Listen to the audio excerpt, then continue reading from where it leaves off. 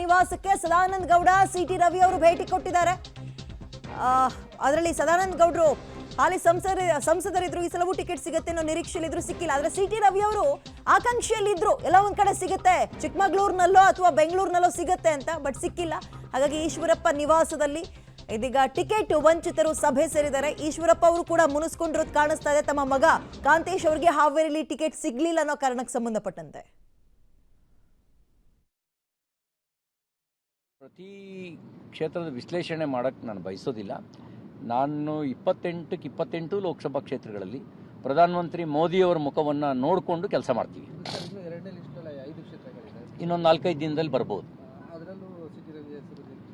ಇಲ್ಲಪ್ಪ, ನಾನು ಎಲ್ಲೂ ಆ ಥರ ಎಲ್ಲಾದರೂ ಹೋಗಿ MP ಆಗಬೇಕು ಅನ್ನೋ ಭಾವನೆ ಇಟ್ಕೊಂಡಿರೋನಲ್ಲ. ನಾನು ಆ ಥರದ ಹಪಾಪಿತನೂ ಇಲ್ಲ.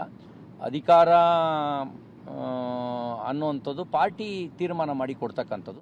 ಎರಡನೇ ಪಟ್ಟಿನೇ 4-5 ದಿನದಲ್ಲಿ ರಿಲೀಸ್ ಆಗುತ್ತೆ ಅಂತ ಹೇಳೋದ್ರ ಮುಖಾಂತರ ಅವರ ರೆಸ್ಪಾನ್ಸ್ ನಾವು ಗಮನಿಸಬಹುದು. ಅವರ ಮುಖದಲ್ಲಿ ಕೂಡ ಟಿಕೆಟ್ ಸಿಕ್ಕಿಲ್ಲ ಅನ್ನುವಂತಹ ನಿರಾಸೆ ಕಾಡ್ತಾ ಇದೆ. ಈಶ್ವರಪ್ಪ ಅವರ ನಿವಾಸದಲ್ಲಿ ಸದಾನಂದ ಗೌಡರು ಹಾಲಿ ಸಂಸದರು ಅವರೂ ಸೇರಿದಂತೆ ಸಿಟಿ ರವಿ ಕೂಡ ಹೋಗಿ ಭೇಟಿ ಮಾಡಿರುವಂಥದ್ದು ಮುಂದಕ್ಕೇನಾದರೂ ಬೇರೆ ಟ್ವಿಸ್ಟ್ ಅನ್ನ ಪಡೆದುಕೊಳ್ಳುತ್ತಾ ಅನ್ನುವ ಲೆಕ್ಕಾಚಾರಗಳು ಕೂಡ ಇದೆ. ಯಾಕಂದ್ರೆ ನಾಳೆ ಬೆಂಬಲಿಗರ ಸಭೆ ಬೇರೆ ಕರೆದಿದ್ದಾರೆ. ಯಾರು? ಈಶ್ವರಪ್ಪ ಅವರು ತಮ್ಮ ಮಗನಿಗೆ ಟಿಕೆಟ್ ಸಿಕ್ಕಿಲ್ಲ ಅನ್ನೋ ಕಾರಣಕ್ಕೆ. ಸೊ ಮುಂದಿನ ನಿರ್ಧಾರ ಇವ್ರಗಳದ್ದು ಯಾವ ರೀತಿಯಾಗಿರುತ್ತೆ? ತಮ್ಮ ಅಸಮಾಧಾನ ಹೀಗೆ ಭುಗಿಲೇಳುತ್ತಾ ಅಥವಾ ಪಕ್ಷಕ್ಕೋಸ್ಕರ ನಾವು ಎಲ್ಲವನ್ನ ಸ್ಯಾಕ್ರಿಫೈಸ್ ಮಾಡೋಕೆ ರೆಡಿ ಇದ್ದೀವಿ ಅಂತ ಒಪ್ಕೊಳ್ತಾರ ಗೊತ್ತಿಲ್ಲ.